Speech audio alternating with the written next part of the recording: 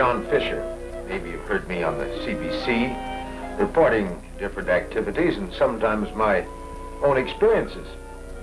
But today, I'd like to chat with you a while about a friend of mine I met some time ago. We came across each other quite by accident. He was sort of bequeathed to me. Let me introduce him to you. Here he is. Now, his name is Sammy Sealskin. The finest and most unusual piece of luggage a man can own. The only difference between him and other suitcases is that Sammy can talk. It all happened one night when I was sitting here, right where I am now, trying to decide where to go for a holiday.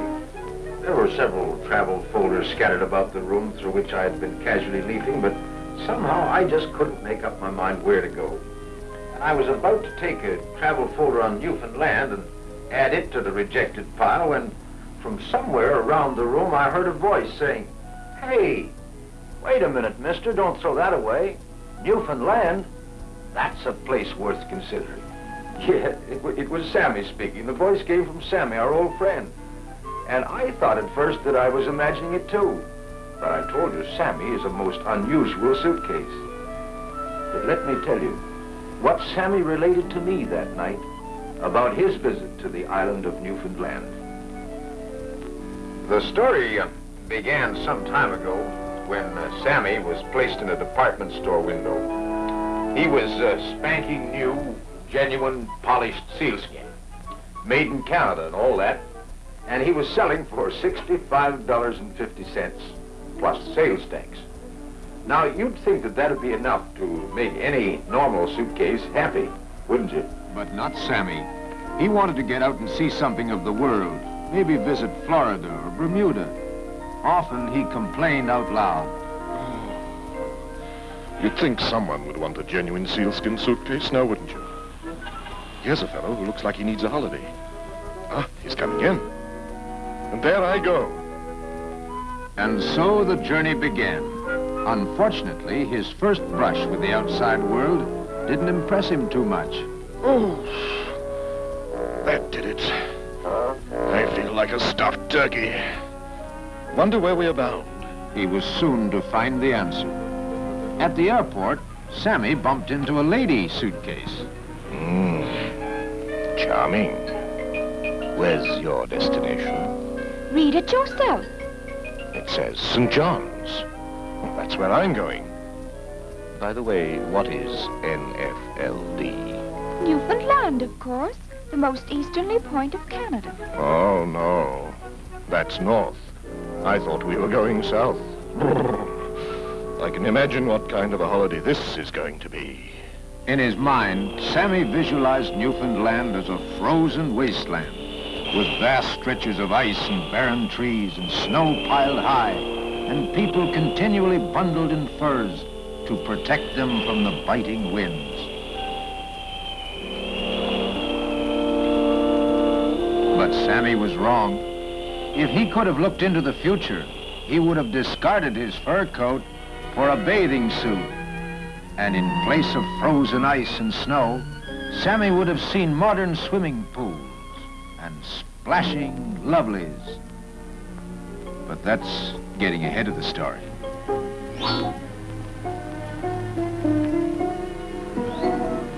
Soon both Sammy and his master were winging their way to Newfoundland, with its softly rolling hills rising out of a sapphire blue sea.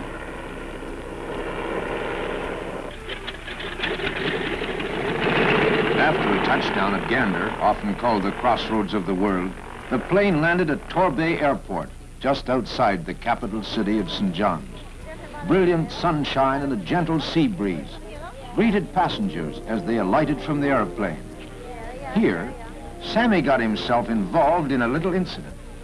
Apparently, a lady engaged a taxi just outside the terminal, and the driver picked up Sammy by mistake, thinking that he was her property.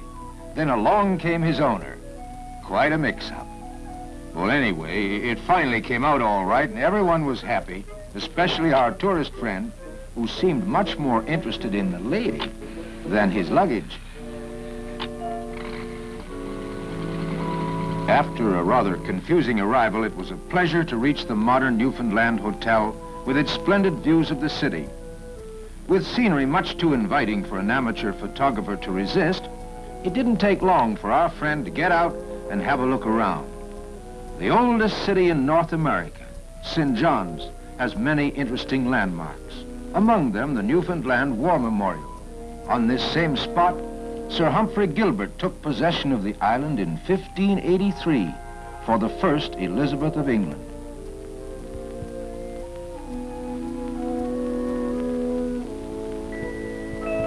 Here on Signal Hill in 1901, Signor Marconi received the first transatlantic wireless signal. To the right stretched Pepperell Air Force Base, leased by the United States government since 1940. And to the left lay the city itself.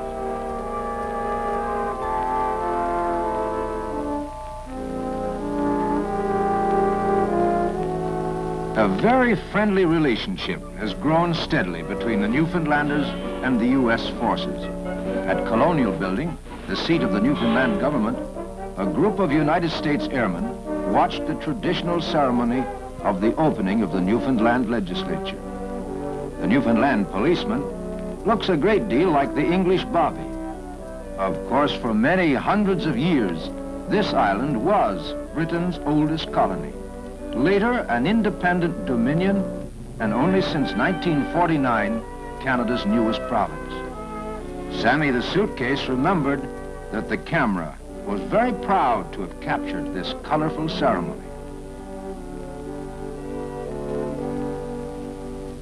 The St. John's waterfront is situated on one of the world's most sheltered natural harbors, and ships from all over the world are to be found here, some to fish and others to trade.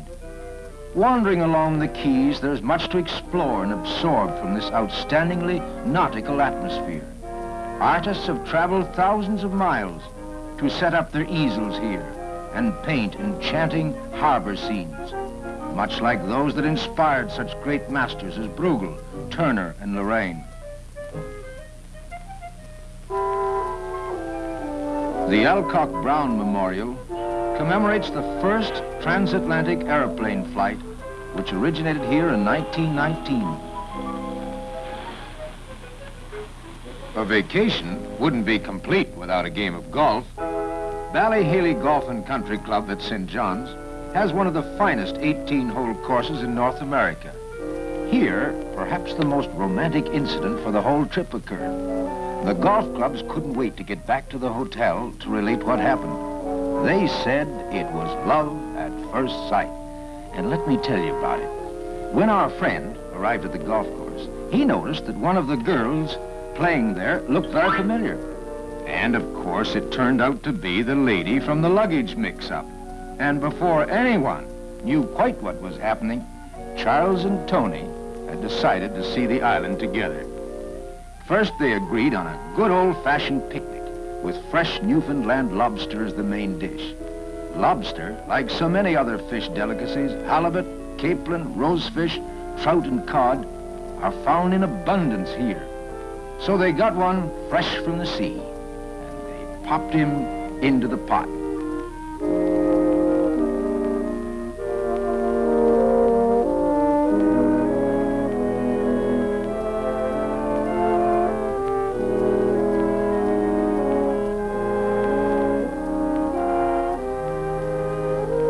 Delicious as it was, Charlie seemed to have more of an eye for the lass than the lobster. It was doubtful if he knew just what he was eating. Sammy Sealskin and his friends saw their master for only very short periods, but somehow news trickled back each evening as one after the other came into the round of activity. One thing they all agreed on, it was an ideal setting for romance. Interesting sports and events cropped up with each new day. The tennis racket was in for many a game, played in the city or in the country against a background of rolling surf, rocky cliffs, and multicolored flowers. From the grateful pat he received, Sammy knew that Charles was having the time of his life. Tony and Charles acquired golden tans as they swam or relaxed on the shore. and many times they rented a sailboat and spent hours skimming along the bay in the exhilarating sea breeze, sometimes stopping to watch fishermen jigging squid, as this was a new experience for both of them. They agreed, along with Sammy Sealskin, that Newfoundland was more than a country, it was a way of life.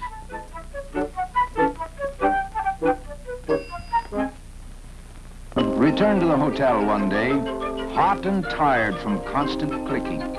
He'd had quite an experience attending the annual regatta. He described what he had seen to a very attentive audience.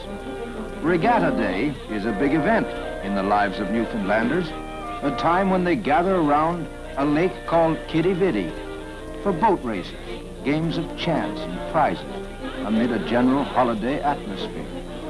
The young couple joined in the fun with enthusiasm and returned to the hotel in the evening, tired but happy. Nighttime in the city inspired the unpacking of tie and tuxedo and chic strapless dresses.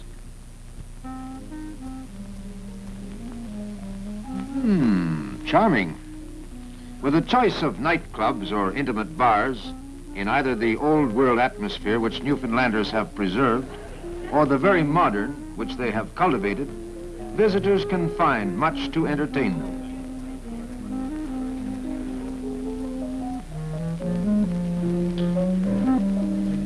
Seated in secluded corners, Tony and Charles enjoyed each other's company, talking over the day's activities and planning future adventures.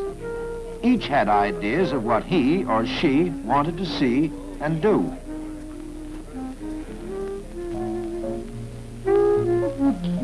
They rose with the sun and started their first trip to places of interest outside the city.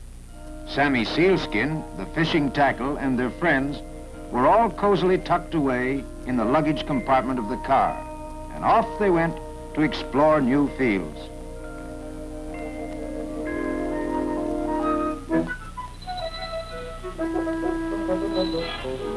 The gate to the Roman Catholic Church at Bay Bulls, some 20 miles from the city, came in for a quick survey. The gate posts are French and English cannon, mute reminders of Newfoundland's historic past.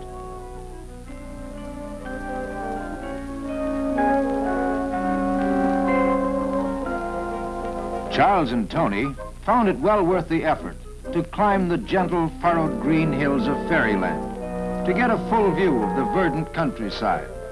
Sir George Calvert, who later became Lord Baltimore, established a colony here in 1623 and later founded the city of Baltimore, Maryland. The many quaint place names were a constant source of amazement to the young blonde couple who heard for the first time settlements called Horse Chops, Come by Chance, Little Heart's Ease, Snake's Bite, Jerry's Nose, and Mistaken Cove.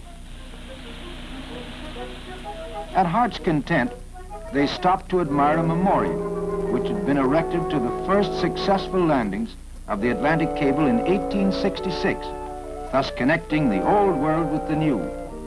Being so closely associated with the sea, it was not surprising to find many lighthouses along the shore. Charles and Tony climbed over a rocky setting to reach the Barber Pole Lighthouse at Heart's Content, from which they could see far out into the Atlantic. All along the way, attractive hotels and cabins offer the traveler comfort and the warm hospitality for which Newfoundlanders are world famous. At Swift Current, small, comfortably furnished cabins lie scattered through a wonderland of trees and wildflowers near rippling rivers teeming with fish.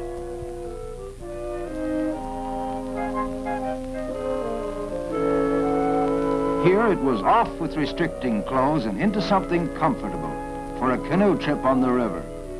Of course, Sammy was left to amuse himself, but then you wouldn't expect to see a suitcase in a canoe, would you?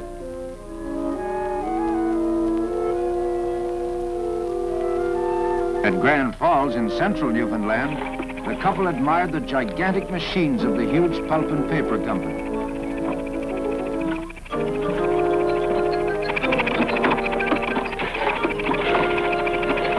Then after refreshments at the staff house, they again took their golf clubs to visit the fine Grand Falls course. Corner Brook on Newfoundland's west coast was the next stop. Here, the Glen Mill Inn, a cozy hostel built on the style of an old English manor house, provided the fashionable decor and excellent cuisine for which it is renowned.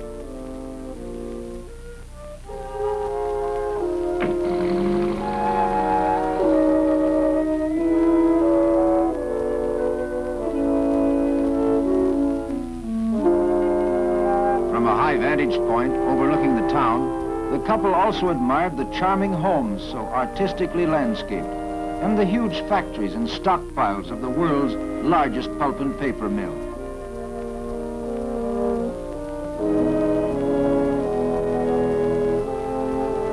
One of the beauty spots of this area is the Steady Brook Falls, nearly 100 feet of iridescent water cascading into the breathtaking Humber Valley. Myriads of lakes and rivers flow into the greater Humber River, each with trout and salmon to thrill the heart of any sportsman.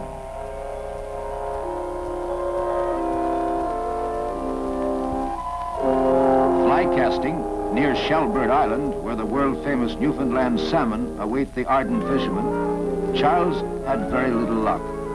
He found more to interest him on the shore than in the river, so forfeited his chances with the fish.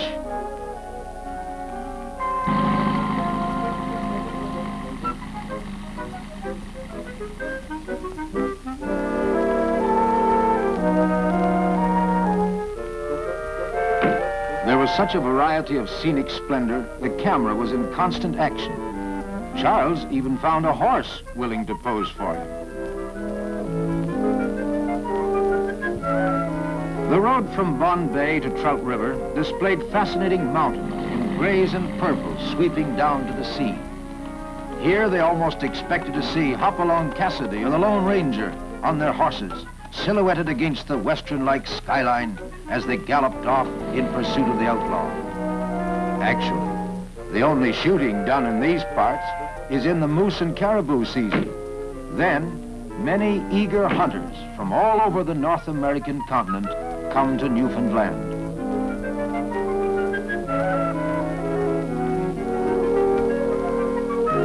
Tony took a stroll around, while Charles stopped for refueling at a small wayside station.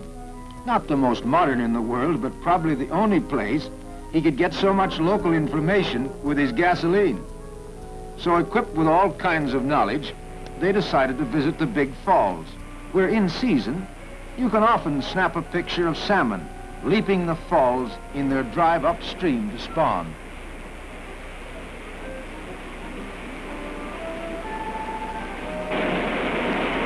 A visit to Corner Brook wouldn't be complete without a boat trip on the Humber Arm. Sammy Sealskin and his friends were a little fearful of the water, so they were left behind. After cruising for an hour or so, it was time for a mug-up. Tony, who'd been promoted to first mate, had prepared a steaming cup of tea, which tasted especially good in the open air. Every visitor to Newfoundland wants to jig a codfish. So for Tony and Charles, it was jiggers over the side.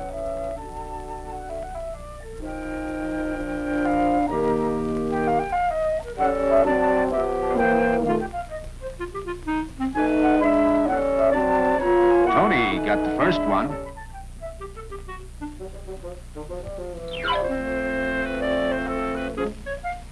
And then Charles, not to be outdone, displayed his skill by landing another beauty.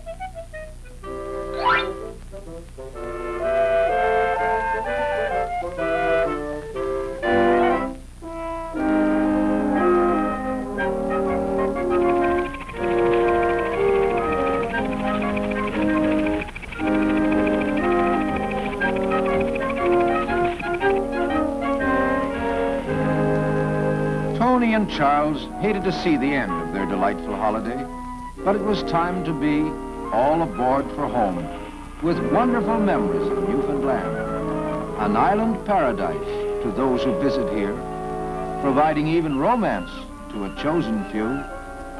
So with reluctant goodbyes, their hopes were expressed in words friends called to the happy couple from the dock.